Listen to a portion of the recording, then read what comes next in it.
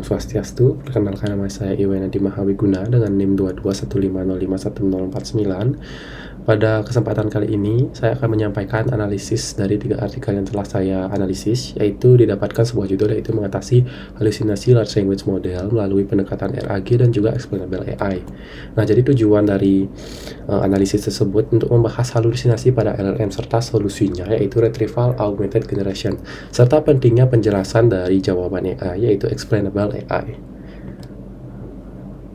Nah, permasalahan yang didapat yaitu yang pertama, yang didapat dari judul artikel You Believe Your LLM is Delusional, Think Again, a Study of LLM of Halusinasi on Your Foundation Model Under Perturbation, yang ditulis oleh Discover Data pada tahun 2025. Jadi masalah yang di sini yang didapat yaitu LLM seringkali mengalami halusinasi pada saat model tersebut setelah dirilis atau post deployment, karena tidak ada kunci jawaban atau ground truth untuk setiap pertanyaan yang diberikan oleh pengguna. Jadi pendekatan yang ditawarkan pada artikel ini yaitu menggunakan teknik perturbasi query, yaitu mengganggu pertanyaan dengan pertanyaan, yaitu dengan disisipkan typo dan juga sinonim. Temuan didapat bahwa jika model berubah secara drastis hanya karena sedikit gangguan yang diberikan oleh pengguna, maka indikasi kuat model tersebut sedang mengalami halusinasi ataupun menjawab tidak sesuai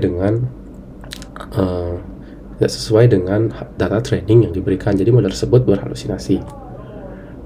Artikel yang kedua dengan judul A Survey on Retrieval Augmented Generation (RAG) for Healthcare Application yang ditulis oleh Neural Computing pada tahun 2025 mengatasi keterbatasan tersebut atau halusinasi tersebut dengan pendekatan Retrieval Augmented Generation. Nah, pendekatan ini ditawarkan pada artikel ini yaitu dengan menggunakan mesin pencari atau retriever yang digunakan untuk mengambil konteks yang relevan ke database eksternal, misalnya jurnal medis yang terpercaya. Nah, jadi pada artikel ini didapatkan bahwa naive RAG atau RAG sederhana hanya sekedar mengambil dokumen terbatas, jadinya rawan terjadi konteks yang diambil tersebut tidak relevan. Jadi pendekatan yang diberikan atau solusinya ialah advance atau modular RAG, menambahkan validasi sebelum atau sesudah pencarian, memastikan jawaban dari LLM tersebut sesuai dengan konteks yang ada pada data eksternal ataupun external knowledge. Jadi intinya mengubah peran LLM dari mengingat menjadi memproses fakta yang telah disediakan di external knowledge. Nah, artikel yang terakhir yaitu A Novel XAI Framework for Explainable AI yang ditulis oleh Scientific Report. Nah, jadi fokus artikel ini yaitu membuat keputusan AI menggunakan pendekatan sebab akibat, bukan hanya sekedar visualisasi. Jadi metode yang ditawarkan yaitu generative counterfactual, atau jika diterjemahkan ataupun jika diartikan merupakan memberikan skenario bagaimana jika.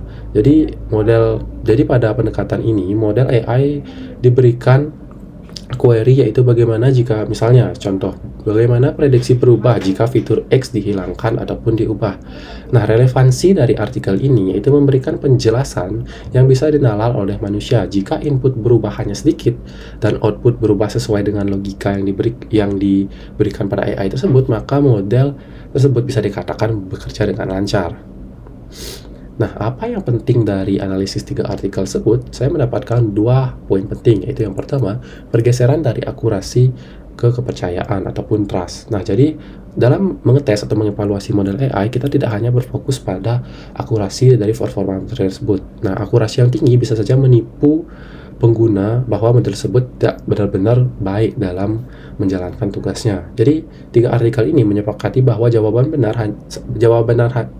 yang benar tidak cukup. Kita butuh jawaban yang pertama konsisten, 2 berdasarkan bukti, yaitu yang tertuang pada artikel RAG, dan yang terakhir bisa dijelaskan alasannya yang tertuang pada artikel ketiga yaitu Explainable AI. Yang kedua ada independensi evaluasi. Hal terpenting adalah kemampuan sistem untuk mengevaluasi dirinya sendiri tanpa bantuan manusia melalui uji konsistensi atau pada artikel pertama yang disebut perturbasi maupun uji kontekstual atau disebut counterfactual. Nah, masalah yang belum selesai itu ada 2, itu masalah latensi komputasional atau biaya komputasi. Artikel yang pertama butuh banyak query, artikel yang kedua membutuhkan proses searching dan juga ranking, dan artikel yang ketiga membutuhkan generasi skenario alternatif. Dan yang Poin yang kedua, itu ketergantungan pada kualitas data input. Jadi pada pendekatan RAG ini, jika data inputnya tidak benar, maka jawaban dari model tersebut bisa saja menjadi tidak benar juga. Hal ini akan berdampak pada explainable AI ataupun artikel yang dijelaskan pada artikel ketiga akan menjelaskan kesalahan tersebut seolah-olah benar. Yang dijelaskan pada artikel tersebut yaitu faithful explanation of wrong prediction. Nah, jadi peluang risetnya, yang pertama itu membuat pipeline validasi otomatis atau self-correcting system, di mana yang membangun AI dengan pendekatan pertama, perturbasi atau memberikan gangguan. Jika ada tanda-tanda halusinasi, maka dipicu sistem RAG dan juga nanti jawabannya akan dijelaskan oleh explainable AI.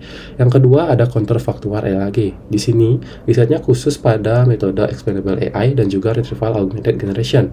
Ini akan membuktikan nantinya apakah LLM benar-benar membaca dokumen atau hanya mengarang saja.